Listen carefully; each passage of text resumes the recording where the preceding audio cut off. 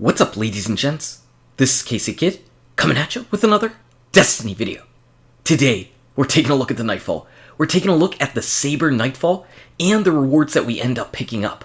Now, I know this Nightfall is going to get a lot of groans from people because they really do not like that beginning area. But if you want to see some rewards, go ahead and smack that like button and subscribe to the channel. As far as things working in your favor, there are a couple things. One is airborne, meaning when you're up in the air, if you shoot something, you're gonna deal a lot more damage. But it's not only guns. As long as you're in the air when something goes off that's going to damage an enemy, you're gonna deal increased damage to the enemy. And it's a lot of damage. It doesn't matter whenever you shoot it. For instance, rockets. Rockets are a really good thing because you can shoot them and then jump in the air right before they hit the enemy. You'll see me doing that a lot with my grenades here. I'm throwing them out and then before they explode, I'm going up into the air so that I can get the bonus damage. It works with everything, including the Warlock Stormcaller's super. When you have lightning fingers going on, you'll notice a difference whenever you're on the ground hitting an enemy, and if you jump up in the air and continue hitting the same enemy.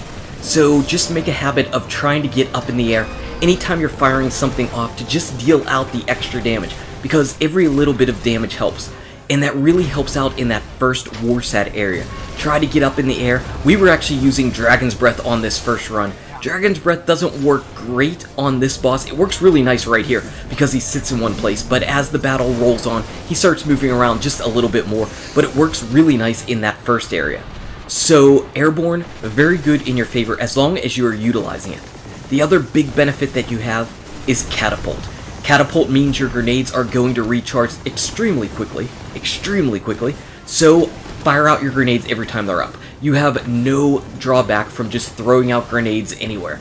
And there are some really good grenades in this game. Now, since I'm on my Defender Titan, I'm just throwing around magnetic grenades. Not as great as some of the other options you could potentially have, but they still work whenever they hit the target. And you can see I've got 2 grenades anyway. I was running around with the armamentarium on. I'm trying to deal out as much damage as I can with the Dragon's Breath, just because I think it's kind of fun to be using the Dragon's Breath in a strike. I mean, how often did we ever want to do that in year 1? And the answer is never. It's never a correct answer. Whenever you're at this stage of the fight, kill the shanks, please. The only way you're really going to lose this fight is if you get swarmed by the shanks, whether it be the exploder shanks or, more importantly, the sniper shanks. The sniper shanks are what absolutely is going to wreck you whenever the battle comes down. So whenever he gets to summoning his reinforcements, especially towards the end of the battle, make sure you're taking care of those shanks, because you can always come back and hit this guy. You can always come back and hit Frank the Shank, because he's not going anywhere. So kill those sniper shanks and make your life a lot easier. As far as weapons that I was actually using, the only thing that I really carried around with me through all 3 of the strikes was a shotgun that had arc damage on it. That's really the only thing that I carried around. Everything else I swapped. I started using the Smite Moraine as a primary on my other 2 runs.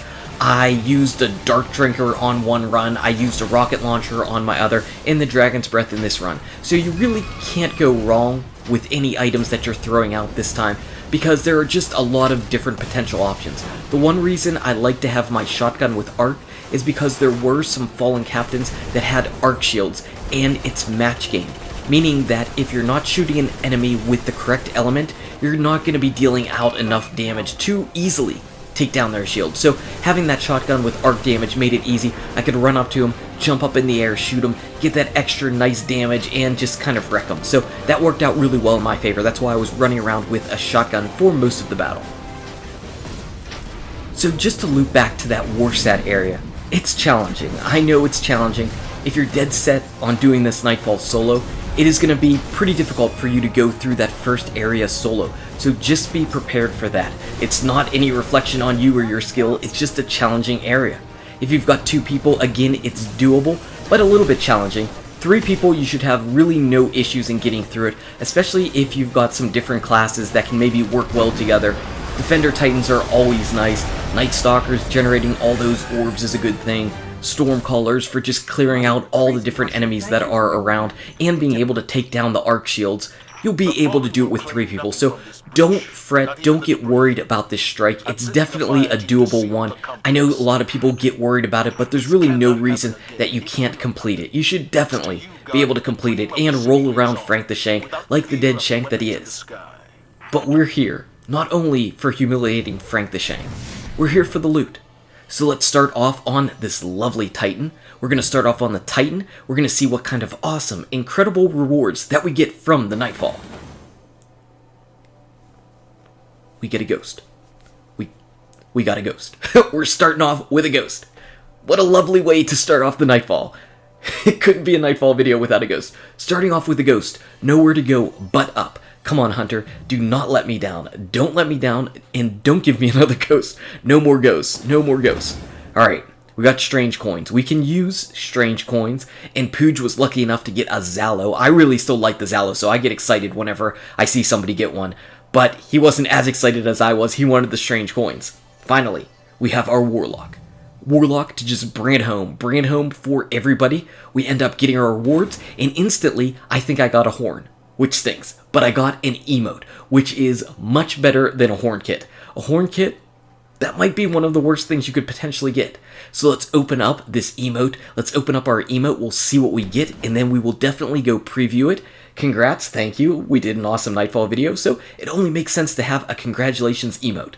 So let's go take a look at it. Let's put it on and see what we're congratulating. Oh yeah, you're the man. You're the man. You got it. Good job. So that is it. What did you get from your Nightfalls this week? If you enjoyed this video, go ahead and smack that like button and subscribe to the channel. Check out these awesome videos. Good luck with your raids, your drops, your Nightfalls, and I'll see you around in Destiny. You the man now, dog. Copyright Cathalion.